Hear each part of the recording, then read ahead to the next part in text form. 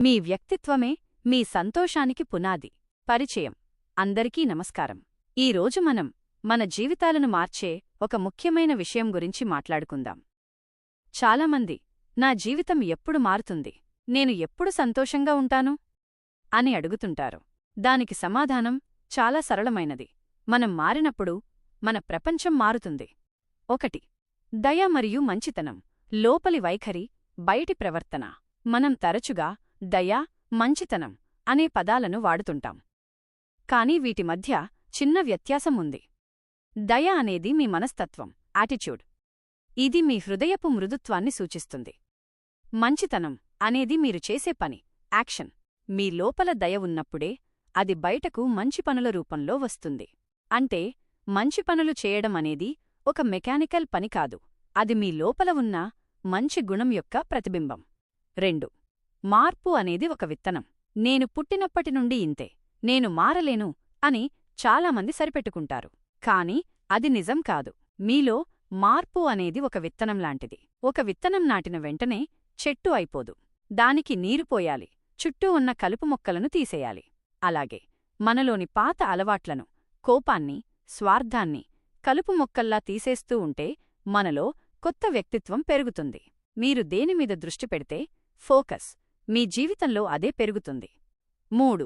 మానసిక వస్త్రధారణ, mental dressing. మనం ఉదయాన్నే నిద్రలేవగానే బయటకు వెళ్లడానికి మంచి బట్టలు వేసుకుంటాం కదా, అలాగే మన మనసుకి కూడా కొన్ని దుస్తులు తొడగాలి. ఈ రోజు నేను ఎదుటివారి పట్ల దయగా ఉంటాను. ఎవరైనా నన్ను విమర్శించినా నేను శాంతంగా ఉంటాను. నన్ను ఎవరైనా బాధపెడితే వెంటనే క్షమించేస్తాను. ఇలా ముందుగానే ప్లాన్ చేసుకోవడాన్నే ఆధ్యాత్మిక వస్త్రధారణ అంటాం. సమస్య ఎదురైనప్పుడు స్పందించడం కంటే సమస్య రాకముందే మన మనసును సిద్ధం చేసుకోవడం గొప్ప విషయం. 4. స్వార్థం నుండి స్వేచ్ఛవైపు. సంతోషంగా ఉండటానికి అతిపెద్ద రహస్యం ఏంటో తెలుసా? మీ గురించి మీరు ఆలోచించడం తగ్గించడం. మనం ఎప్పుడూ నాకేంటి, నా కష్టం ఏంటి, నాకు ఎవరు ఏం చేశారు అని మన గురించి మాత్రమే ఆలోచిస్తే ఒత్తిడి పెరుగుతుంది. కాని నేను ఈరోజు ఎవరికి సహాయం చేయగలను, ఎవరిని అభినందించగలను అని ఇతరుల గురించి ఆలోచించడం మొదలుపెట్టినప్పుడు మన మనసులోని భారం తగ్గిపోతుంది. మీ దృష్టిని మీ మీద నుండి ఇతరుల మీదకు మళ్లించినప్పుడు మీరు నిజమైన స్వేచ్ఛను అనుభవిస్తారు. 5. ఆచరణలో పెట్టాల్సిన సూత్రాలు. జీవితంలో సమస్యలు రావడం సహజం, కాని వాటిని మనం ఎదుర్కొనే విధానం ముఖ్యం. ఓర్పు. ఇతరులు మీకు నచ్చినట్లు ఉండాలని ఒత్తిడి చేయకండి. కృతజ్ఞత. మీ దగ్గర లేనిదాని గురించి బాధపడటం మానేసి ఉన్నదాని గురించి కృతజ్ఞతతో ఉండండి. స్థిరత్వం. మీ మాటల కంటే మీ ప్రవర్తన పవర్ఫుల్గా ఉండాలి. మీ ఇంట్లో వారు లేదా స్నేహితులు మీ ప్రసంగాలు విని మారకపోవచ్చు, కాని మీలో వచ్చిన మార్పును చూసి ఖచ్చితంగా ప్రభావితమవుతారు.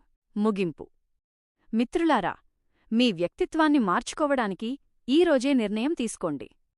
ప్రతిరోజూ ఉదయం ఒక సానుకూల వైఖరితో ప్రారంభించండి. సమస్యలు మిమ్మల్ని కృంగదీయలేవు, ఎందుకంటే మీ లోపల ఉన్న శక్తి ఆ సమస్య కంటే పెద్దది. దయను, మంచితనాన్ని మీ ఆభరణాలుగా ధరించండి. అప్పుడే మీరు శ్రేష్టమైన, సంతోషకరమైన జీవితాన్ని గడపగలరు. ధన్యవాదాలు. నేను మీ ప్రార్థన. ప్రేమగల తండ్రి, ఈరోజు మీరు మాకు అందించిన అమూల్యమైన సందేశాన్ని బట్టి మీకు వందనాలు. మా జీవితాల్లో కేవలం మాటల ద్వారానే కాకుండా మా ప్రవర్తన ద్వారా మీ వెలుగును ఇతరులకు చూపించేలా మమ్మల్ని నడిపించండి. ప్రభువా, మా హృదయాలను దయతోనూ మంచితనంతోనూ నింపండి. మేము ఉదయాన్నే లేవగానే ప్రేమను, శాంతిని, క్షమాగుణాన్ని ధరించుకోవడానికి మాకు సహాయం చేయండి. మా దృష్టిని కేవలం మామీదనే ఉంచుకోకుండా ఇతరులకు ఎలా సహాయపడాలి, వారిని ఎలా ఆశీర్వదించాలి అనే ఆలోచనలను మాకు ప్రసాదించండి. మాలో ఉన్న పాత అలవాట్లను, కోపాన్ని, స్వార్థాన్ని తొలగించి ఆత్మఫలాలను ఫలించేలా మమ్మల్ని మలచండి. కష్ట సమయాల్లో కృంగిపోకుండా సరైన వైఖరితో, యాటిట్యూడ్, స్థిరంగా ఉండే శక్తిని మాకివ్వండి. మా మాటల కంటే మా జీవితమే ఒక గొప్ప సాక్ష్యంగా ఉండునుగాక. ఈ రోజు నుండి మేము ఒక నూతన వ్యక్తిత్వంతో, సంతోషంతో ముందుకు సాగడానికి మీ కృపను తోడుంచమని వేడుకుంటున్నాము. ఆమేన్.